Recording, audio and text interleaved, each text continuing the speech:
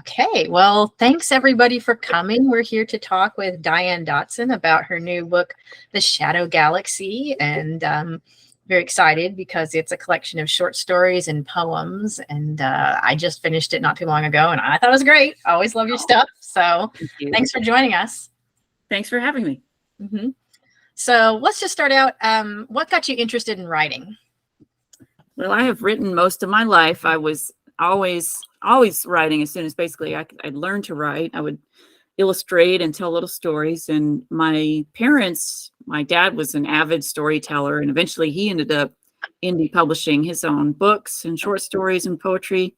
And then my mom worked at a printing press, the Kingsport Press, back in the day.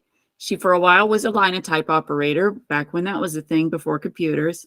And then, of course, when the computers came online, that kind of ruined her career. So she moved more into the publishing, and sometimes we would get sort of reject books that didn't print right.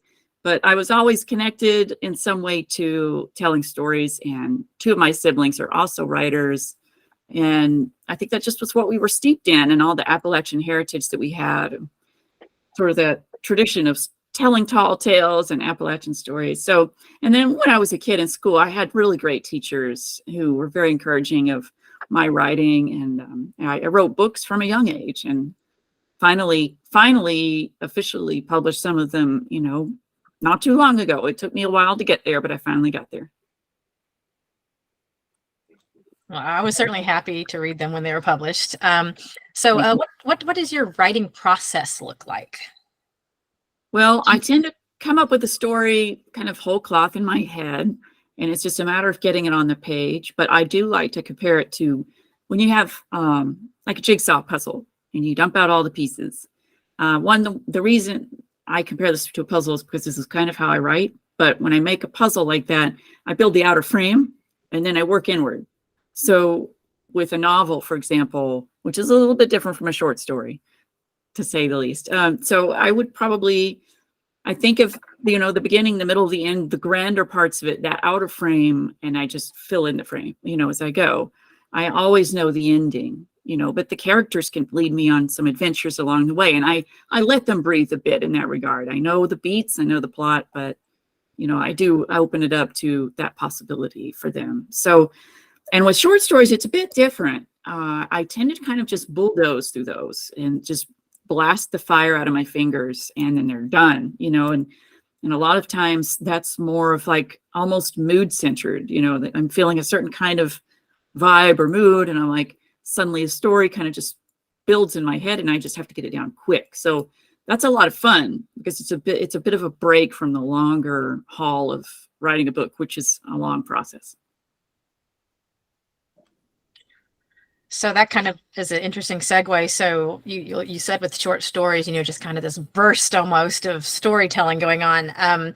So what inspired you to put together and write this collection? Well, some of the stories, sorry, were you going to say something else?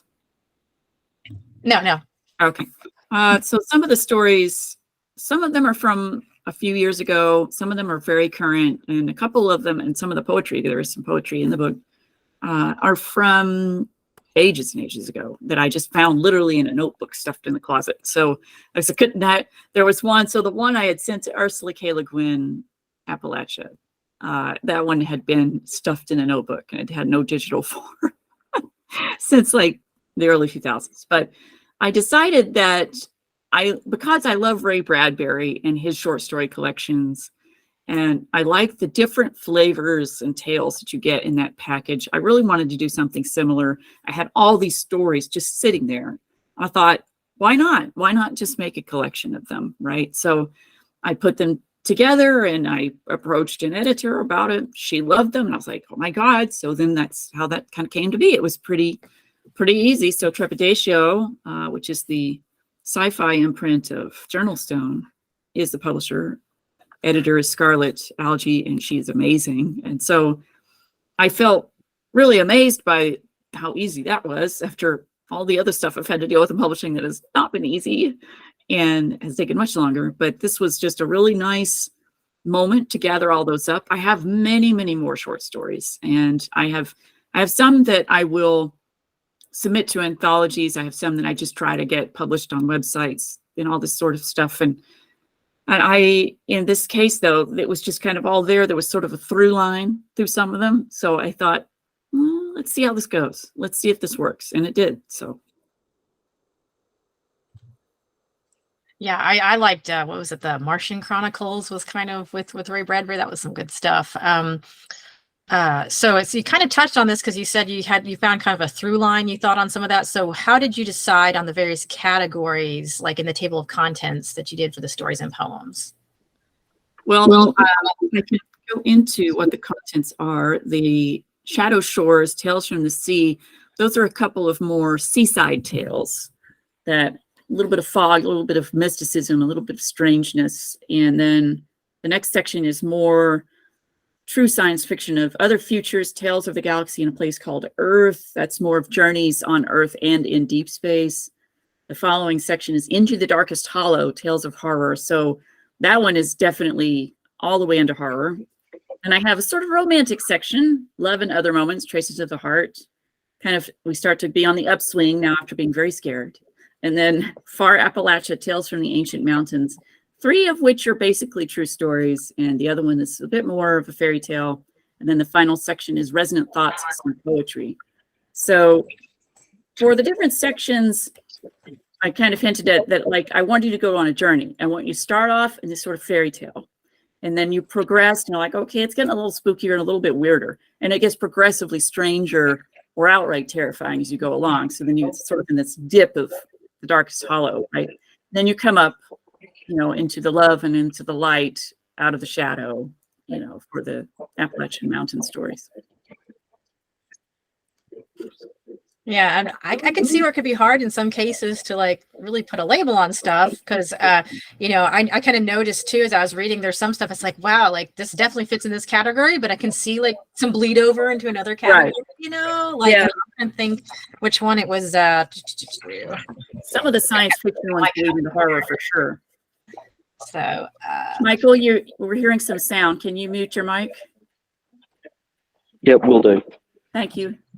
Let's see. It was what is that Void Mage one? I was like, that could definitely be Appalachia where that started out, right? And definitely some of the sci-fi was almost a little some spookiness there. So you really do get like some crossover there for sure. Right. Yeah. So like for example, the Scaffold, Topaz Sundered, and even Blue Lantern, Nightfall, and Guardian's Wake are all kind of scary. So they could have fallen into the Darkest Hollow, but I kept them in that section, Tales of the Galaxy in the Place Called Earth, because they were in space. And, with Into the Darkest Hollow, that's more our world, but there's really strange, dark stuff happening there. And so then you have a little bit of that sort of eldritch or cosmic horror going on. And then, just menacing presences on Earth. So, that's one reason I kept them separate, but that definitely could bleed over, and then you even for the love stories, like Rotor could fit into the love section because it is a romance, but just with a robot. So, I mean, we could all use a little bit of eldritch horror in our lives, every once in a while.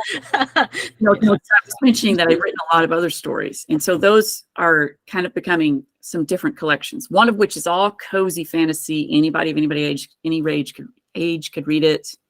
The other one, though, is definite Appalachian sort of cosmic eldritch horror stuff going on. So that one, like, I don't know if you've read it, but I have a story on Janice Literary's website called Night on Preston's Bald. And it is very scary. And it's set in basically what is Roan Mountain, but I call it Preston's Bald. So that's a really scary cosmic horror Appalachia story. So the stories that I have building for that collection are kind of in that same vein, but also some supernatural stuff going on in the mountains. And then I eventually will tell more fairy tales of that region too. So I feel like a lot of people are responding powerfully to the Appalachian aspect of the book. And I'm really surprised, and that's a global reaction. I haven't really heard that many Appalachian readers respond to it, but globally people really love it. So it's interesting to me. Well, I was going to say, I think that, Appalachia is having a bit of a moment. There's like the Old Gods of Appalachia and stuff like that are bringing attention, I think. And I think the more stories we have the better it is, I agree. because it brings that out. So, speaking to that, what is your experience with Appalachia and how has it influenced your writing? Well, I am Appalachian born. I was born in Kingsport, Tennessee, where your library is. And I spent my entire time I lived in Tennessee exploring all of like Northeast Tennessee, Southwest Virginia, Western North Carolina. And I just was all in those places. I was always outside exploring and steeped in the lore, steeped in the great beauty and nature and learning all about the nature and the ecology of it all. Eventually got a degree in ecology from the University of Tennessee. And it's just who I am. Like I live in Los Angeles now, but you take the girl out of the mountains kind of deal, but you can't take the Appalachians out of the girl. So I'm still very much attached to those roots. And now that both my parents are gone, I kind of feel like my anchor there isn't, they're gone, but the mountains are still there and their heritage is still there. My heritage is still there. So I feel it's always going to affect everything that I write, even whether or not it's about Southern Appalachia. But I also feel strongly that I really didn't like the sort of bad reputation that Southern Appalachia has got over the decades, and particularly in like the early 2000s, there were certain writers who painted it in a not great light, and I don't like that. I'm like, there's so much more to that region than that, and I just really want to project the intense wonder and mysticism of it all. That there's something truly special.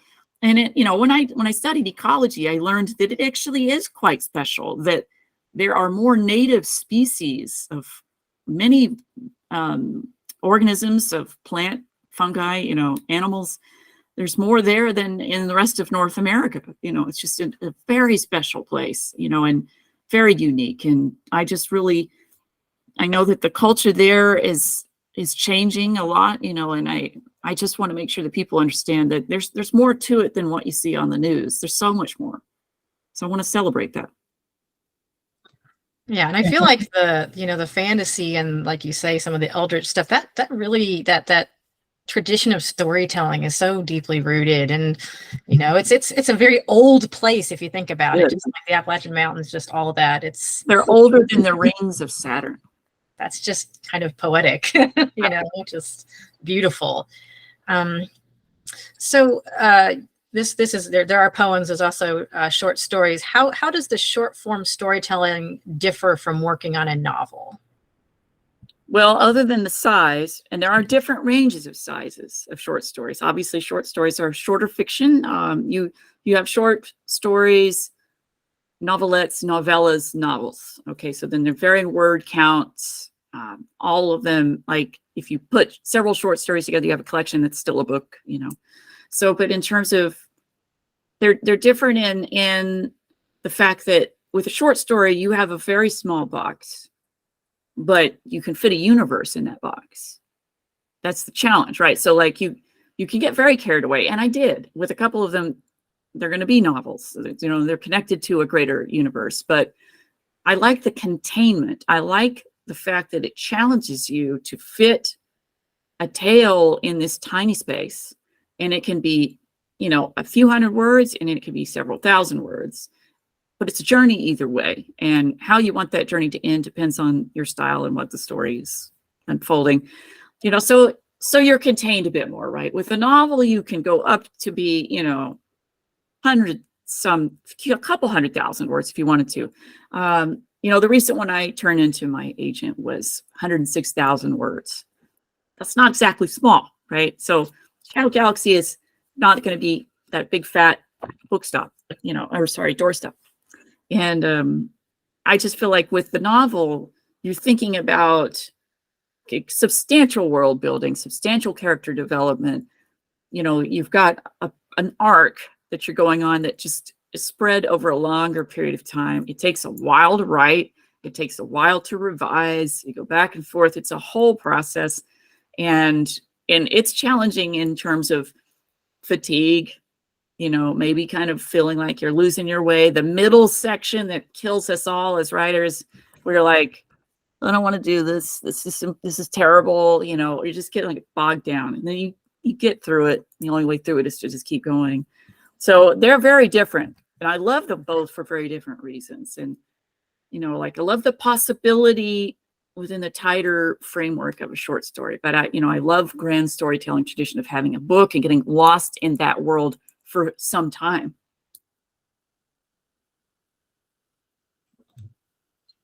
So I kind of like short stories personally, because it's like little, like your quality over your quantity. It's like just this densely delicious, I don't know, calorie dense bite of storytelling. It's just, Real quick, it's like tapas, Oh yeah, yeah, right. Exactly.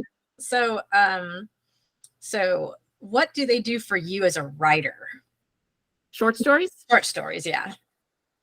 Well, it's a buffet, it's kind of like you were saying with the tapas, it's like it gives me a taste of something, all the way along. And then it's very satisfying because you can pick up a short story of any kind if you're in the mood for it, and it's not a long-term investment.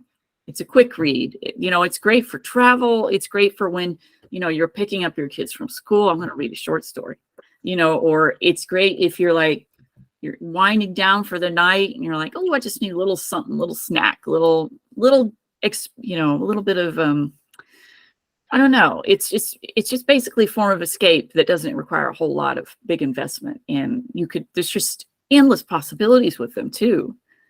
So I love that quick burst of, deliciousness that they all offer, no matter what their genre. So you've said that some of these stories were more recent, some that you'd written a while ago. Did any of the stories take unexpected turns for you? A little bit. So most of them, no. Most of them just kind of like burst out of my head, kind of like Athena out of Zeus's head, right? So, but yeah, I really was surprised by the emotions I went through writing Autumn's Dusk, which is one of the more recent stories, because it brought up a lot of childhood memories for mine. And then also because I wasn't sure how that was going to go. Some of these stories were written before Dad died and some after, and he passed away in 2020. In 2020, I moved back to Tennessee for a year. And during that time, I got to know the neighborhood I was living in, and I went exploring. And so that neighborhood is very well described in Autumn's Dusk. Like I'm going in that ravine, which I would visit regularly on my walks. And I was surprised where it took me, that I was very present writing that, but then it took me to some really old memories that kind of broke my heart, and that was just kind of bringing me back to like that sort of feeling of sadness and loss, So that was one of them that was really definitely a different change of pace for me. The Scaffold kind of did the same thing in a different way. So it's in a laboratory at a university, and I used to work at a laboratory at a university. I've worked at a few university laboratories, and so that one unearthed some things that I haven't thought about in a long time that I really needed to kind of just start to get out. And that took an unexpected journey, because it ended up being, now it's a novel. Now it's exactly what I'm writing right now, and it's connected to it. Like it's directly, that what happens in that is directly related to the novel I'm writing. So that was an unexpected thing that I was like, wait a minute, I want to write about what's going on right now, and what happened. So that's a lot of fun, but it's also bringing up a lot of emotions. Right. I can see that one actually feels like a good start for a video game. For sure. It's really creepy. So the novel I'm working on is basically billed as a near future sci-fi mystery thriller kind of thing. So it's a little flavor of X-Files and Black Mirror to it, and a whole lot of gaslighting. It's very disturbing stuff, but it's bringing up a lot of stuff that I just hadn't processed. And I was like, whoa, this is becoming pretty heavy duty. This is very different from everything, all the other long form fiction, all the other novels I've written. So this is digging deep, and I don't know how it's going to be received because it is so different, and it won't be a huge novel. It's probably going to end up being about 70,000 words. It doesn't need to be huge. The tale is there. I know what to tell. I'm over a third of the way through, and I plan to finish it in the next few weeks. So That'll be cool. So, did you which of these stories or poems was the most challenging to write, and do you have a favorite? Most challenging. Let's see. I'm looking through the book, going, I would say Rotor, partly because I was going through a lot when I was writing it in 2019. It was a very devastating year, and this was before things got worse, right? So I thought it was the worst year ever until the next year. So I was going through a lot of heartbreak, personal life stuff, and writing Rotor, it took a journey too, actually. Like I decided there needed to be a bit more behind the threat. And so when I started to write that, I thought, oh, this is hard. Oh no. I felt so bad for these characters and these robots for what they were going through, and for Roan, because she felt this depth of emotion and this tragic loss, like, and wanted to find her way back to him and all this stuff. So that one really was deeply affecting and challenging to write. So in that regard, and then I can't really pick a favorite. I could maybe go through, like, I love them all. I would say, though, from each section, I can break it down into places I'd like to linger a bit longer. And so under Shadow Shores, Tales from the Sea, I want one evening in Fogvale. I want to go there and hang out for a while. I want to explore the house. That's pretty fun.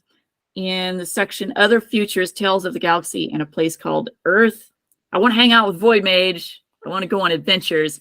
I want to go, so the name of that one is Void Mage. And then the story Overdue in Deep Space is about a library in an asteroid out in the galaxy. That's very fun because you can check out anything, not just books. And of course, I'm sure you like the libraries. Yeah. And I could talk about libraries in a minute because there's mine there.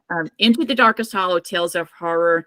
I actually really like The Glove and the Black Lantern, because it and Stolen Art are totally gothic horror, but there's a little bit of that cosmic horror element that is sort of trickling through and could exist.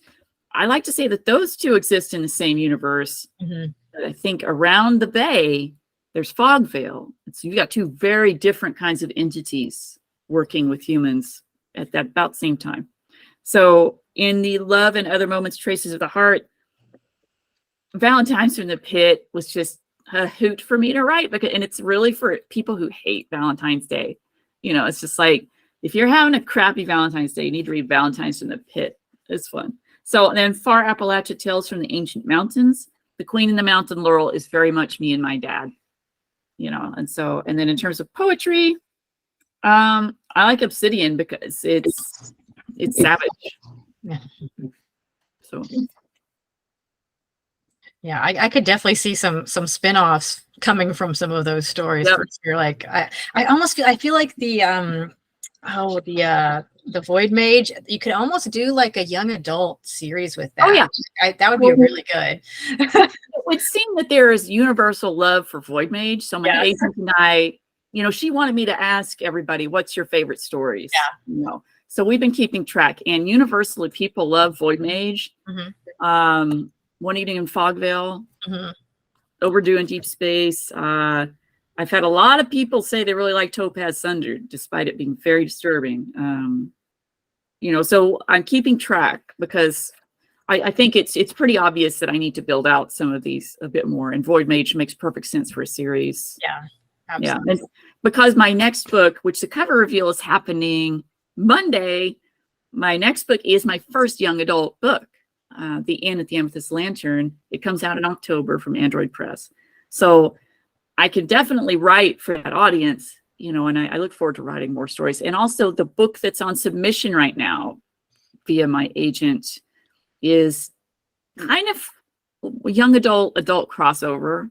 The main protagonist is 16, but there's a broad range of ages in the book, and it gets pretty dark, but it's a dragon fantasy. So it feels like I'm kind of there, right? And I have two teenage boys and kind of pay attention to how they're going. And my older son is now offering his services as a beta reader. Nice. Yeah. So that's a new thing, which is great. Yeah. So, but it just I think that's something I could play with for a while, but the book I'm currently writing is very much adult, very, very disturbing. So it's like, I like dancing around all the different genres. Yeah, I feel like that kind of young adult crossover market's pretty popular right now. That's a really good market, That's what we're hoping for. So we went through a list of my IP, and I have a lot of it. And I had 2 novels that were totally unrelated to any of this, one of which was middle grade and one of which was very much adult.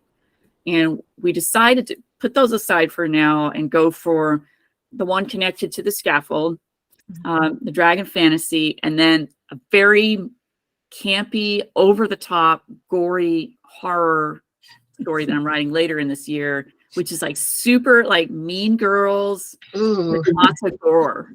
And that one is so fun and funny. That's where I'm going to lean into the dark humor. But if you like stuff like Riverdale and Sabrina and Heathers and stuff like that and Mean Girls, it's really fun. So like we'll see where it goes, but I feel like that one also is kind of going to be a young adult crossover, and it does seem pretty popular. So we'll see. I'm hoping publishers come for one of them.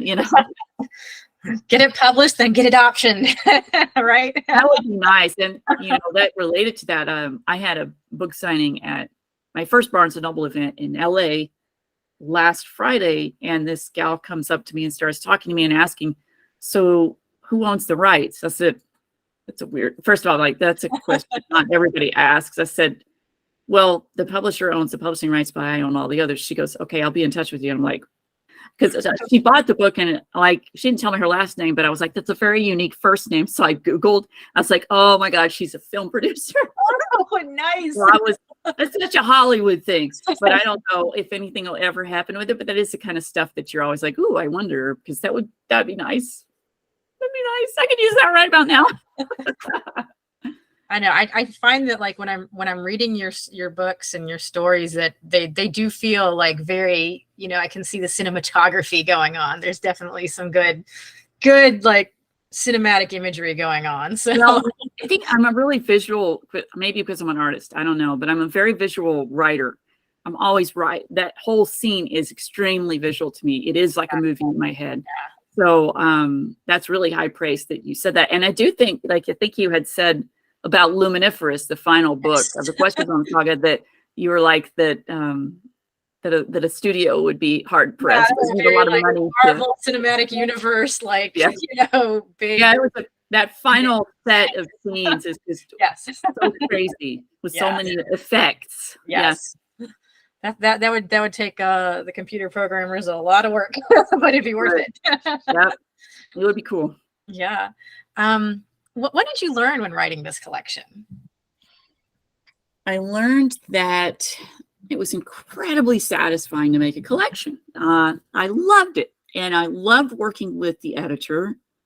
And I love too that I learned so much about what editors do, and this, I've worked with various editors for years, both in fiction and nonfiction. And, it's really interesting to me to learn that process. And I feel like, but in addition to that, I learned to love a process of just trying to find a theme, a general theme, and stretching it out like you would blow out a balloon, that you can put it in all directions. It doesn't need to stay in one lane. So I really like that it pushed me creatively that way, and like I said, I've already got 2 others kind of fomenting here, and I will have others. And I've got some nonfiction collections of all my road trip stories, and I'm also building. So I just think it's a really fun thing. It's nice to kind of get it in writers' heads for a while and see where all they dance. And I like to dance with lots of different genres. So as a writer, what do you like to read, just for fun or for inspiration? Well, I love, obviously, science fiction, fantasy, and horror, the 3 things that I'm currently writing a lot of. I love to read. I also love to read nonfiction. I'm reading something directly related to the book I'm writing, but it's nonfiction. It's about a desert. And I love to read cookbooks, to be honest with you. I collect cookbooks. I love to read them. I check them out at the library all the time because I can't afford to buy all of them. Darn it. So I love that. I also love to read fairy tales and mythology. I still like magazines, and I read a lot of blogs and still to this day. But, it's just a broad set of stuff that I like to read. Sometimes I read comics and graphic novels as well. I mean, I feel like some of your stories would work well in a graphic novel context as well. I think that would be fun. The campy Mean Girl sort of horror that I'm writing later this year. It is so visual and colorful that it would make an amazing graphic novel. And so I'm hopeful that can happen. But something like Void Mage would be a blast as a graphic novel or comic. And so I actually would like to write comics. I just haven't done that yet. I used to write when I was a kid. I would write my own comic strip called Son of Blob. But I've never had written, like a full comic. I would almost like to see, because of the episodic nature of comics, I'd almost like to see that library and have, like just, there could be the individual tales of like, oh, this is this person's experience with the library, this person. And just, I think that'd be great to weave into a bigger story, just, like, well, this is a little one-off, I definitely want to tell more stories about the library. Now, it's interesting. There was, I have a short story in an anthology that is kind of similar, but not exactly. And it's set on a broken old Dyson sphere, like a shard of it. And it's another kind of library in space that this space cowgirl comes across, and that's a really fun. So I tend to like to write about libraries. That's kind of where I'm going with this. I mean, what's not to like? I know. So, when I was talking about libraries earlier, Kingsport Library. So I was born in Kingsport, and then we moved out to the country to Gray, and we lived there for several years, and until I graduated high school, or right before. But when I was growing up, Dad would take me to Kingsport Library all the time, and I would go off, and I would get all the books, or like camp out in the corner with all the magazines back in the day. And even just walking in when I moved back in 2020, just that smell, it's like it hasn't changed, and I just felt the love, So it was definitely formative in so much of what I read growing up, the Kingsport Public Library. So it's a treasure to me, and it's an honor to talk to you about this journey that I've had. And it definitely started there and with my dad and my mom. I'm glad libraries can be helpful and meaningful, They're priceless, and they should never go away. I hope not, definitely, even for selfish reasons as well as, they're valued to everyone. Yeah. So you've kind of mentioned a few different things, but what are your next projects that you're working on? So the Anne at the Amethyst Lantern is my young adult lunar punk sci-fi fantasy adventure that is set in the future. And that is coming out in October 24 from Android Press. Cover reveal happens this coming Monday, and it is so gorgeous. I've been dying. I've known the cover for months, and it's been really hard to keep it a secret, so I can't wait. The premiere of it is going to happen in Locus magazine, and then it's kind of pre-orders start. Oh my God! So, and coming off the heels of the Shadow Galaxy book tour, and into that is an adventure, right? And so I will be on another book tour in October, and I'd love to do another event if you're available. So, because this is a really neat book. Lunar punk is an aesthetic, the opposite of solar punk. And solar punk is this sort of future utopian, sustainable, solar-based, situation in society. And lunar punk is the opposite, in which everybody's doing night living. And in this case, it's because in the future, the climate has drastically changed, and it's too harsh to be outside during the day. The sun's power is, harder on us then as well for various factors. And, in a lot of ways, Phoenix and Tucson and the really hot parts of the world are already doing some night living. Everybody's doing night hikes and things like that. So I kind of just went with that. And in that future, there's a lot of sort of whimsical mysticism as well. And there's sentient animals, and, but the threat to that future is something from our time. So it's definitely turning a lens on some of the attitudes that we've been having to experience in the tech world lately, and how people are very dismissive about wanting to just nope out instead of solving the problems. Like, no, I'm just going to go get my bunker and write it out. I'm like, that's not. So anyway, it's a criticism of that, but it's also, it's an adventure, and it's very family. Jen Gentian Lightworth is the main character.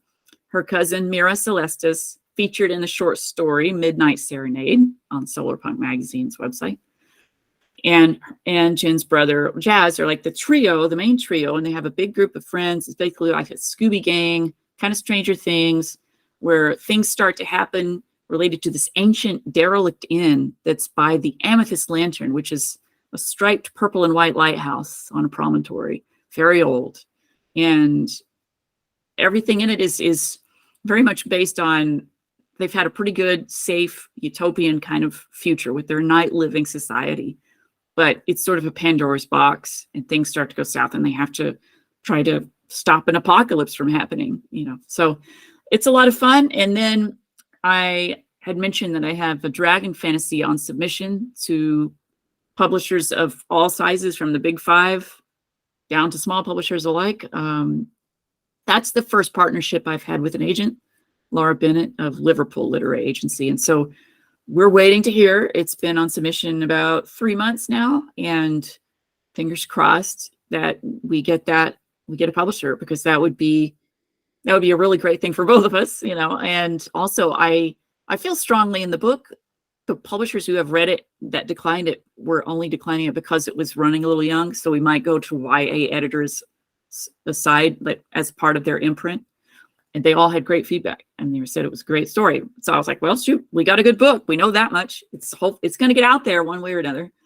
Then, of course, the near future sci-fi mystery that I'm working on now and having some trouble with emotionally, because some of it is hard to write, but it is very satisfyingly creepy and mysterious. So that I hope to turn in at the end of May or sometime this summer. And very different set of editors for that one. Very different from the Dragon book. Just entirely different vibe, different everything. And then after that, the horror. And again, that one's going to be a lot of fun to write. I am writing a short story on commission I was solicited for. That's a space opera short story, hopefully being an anthology in late summer. I was finally able to announce that I have a high fantasy short story in Thrones and Bones. It's an anthology that's been announced recently. That's on Kickstarter now, and it'll come out, I think, late summer. And so and then building on the side, in the margins, the collections, and so just getting it all out there. I don't know what I will do after the horror book, but I'm hopeful that something spins out like Void Mage or something else. And I have so many other stories in the pipeline in various stages. I'm ready to rock and roll. Nice. Well, I'll be ready to read them. Thank you. What advice do you have for aspiring authors? Well, I would say if you want to write, you got to read. You got to read in your genre and outside your genre. Don't be afraid to blur the lines a bit. Genre is kind of a box. You don't need to stick with it.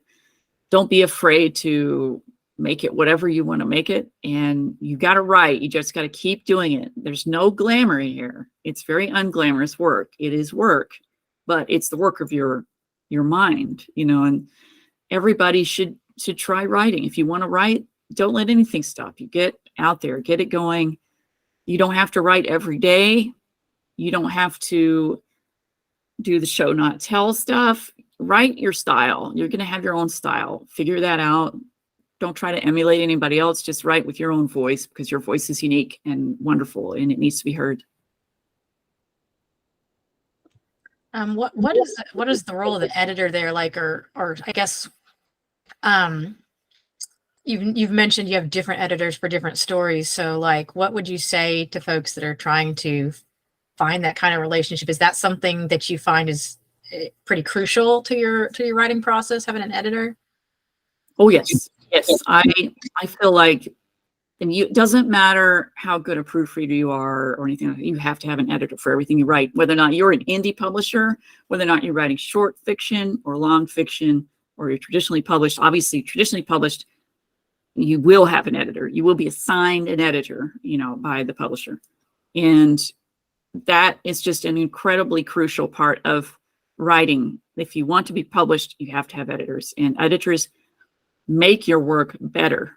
They make it better. They make it stronger. They make it more sellable, and, you are going to learn in that process. it's also a part of letting it go is to let the editor take it on. Now, if you have strong opinions about something that should not change, an editor should be able to work with you on that by and large. So make your opinions known about changes they might want to make. And if compromises can be made, then that's great. I would say that with any working relationship, you do have to have some kind of compatibility there so that you can have those discussions and have that work out. Yeah, I've been very lucky, that I've had editors who, are very collaborative and we have an engaged conversation. And if I have a reason for the way something was that seems just, sorry for the creaky chair, so it seems just to not make sense, then, I can make the case to the editor. And if it doesn't work the way that I have it, then we can work on making it more clear. And I like to say that a good editor will guide and not chide. Yeah. Yeah. All right. Well, that's all the questions I have, but I'd like to open it up to the audience if anyone has any questions, comments.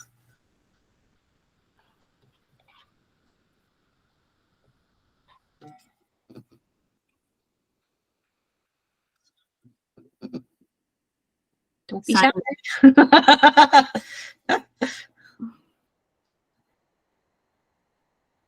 I don't know if anybody's still actually here.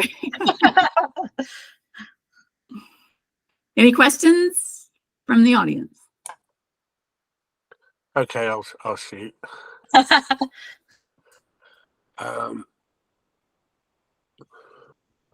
Of all your books, which is your favorite book cover? Favorite book cover? Oh no. Oh no.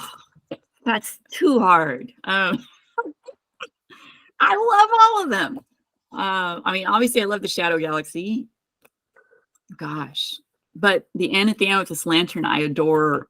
It's very different from the others because the Quest Resound Saga has all these sort of space or very sci-fi covers. Not to say that the End at the End with this Lantern doesn't give off that vibe, but it's very different because it has a person on it and none of the others does. So I really like that one for that, but I don't know. I like Luminiferous because that planet, Quopea, has been in my head for so long, and to see it on, illustrated so beautifully, it was just like, ooh, yay. But and then I designed the spaceship that's on Accretion. So I'm kind of fond of that, the Fivich. And then the artist took that and made a 3D model of it, on a computer, and then made it real, right? So like I had illustrated it and given it to him. That was very satisfying to see.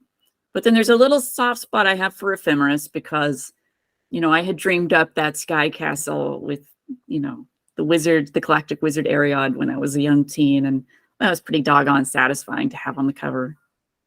That's hard. I don't know. I love them all. It's not fair. I'm hopeful that the Dragon book gets an awesome cover because I feel like it's going to have an awesome cover. I don't know yet. That's pure speculation, but hopeful.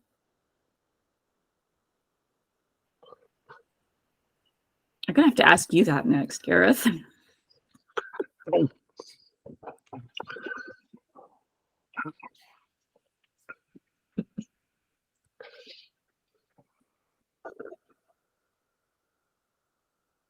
Are you done asking questions, Gareth? Yeah, I think Mike is. Okay. Oh, yeah. Yeah, Mike, please. Yep. How did you get pirates into this collection?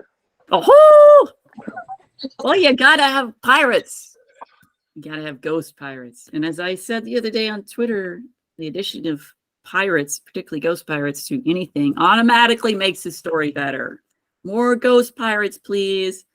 So I just really love ghost pirates. I like pirate stories. When I would go visit the coastal Carolinas, particularly the Outer Banks, I felt that there was a bit of sort of mysticism about that area. There's something truly special about that place. And knowing that it had the history of, Blackbeard and all those guys, that I wanted to kind of lean into that. So that's a very Carolinian tale, And yeah, well, my US geography is not really up to scratch, but I kind of figured out there wasn't much Appalachian history of pirates. Well, actually there might have been on the rivers because of course, pretty big rivers not far, but maybe not to the level of Blackbeard. We were more, so I have to say, like, we had other kinds of piracy going on, and moonshine stills and whatnot, you know. Oh, I could drink to that. It would tear out your insides. I don't recommend it.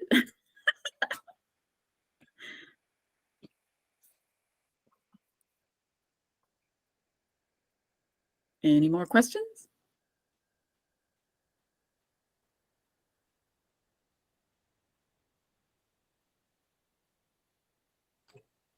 Did you have anything else you wanted to touch on or talk about? Me? Yeah. Well, I guess I just wanted to express my gratitude for you hosting this, and for the readers who have joined us, and for the readers who have entered these worlds that I've made. And I'm just incredibly grateful. Grateful to my publishers and editors, and grateful to libraries. And let's just keep supporting libraries. That's all. There's no reason to do anything else but give full support to libraries. Yeah. I'll take anything we can get. And this is how worlds are built, is through libraries. All right. Well, in that case, I'm going to say thank you, everyone, for coming. And I will be getting the video ready for YouTube and stuff like that. So that should be up here next week. So and then we can all see the cover reveal. Oh, I can't wait. I can't wait.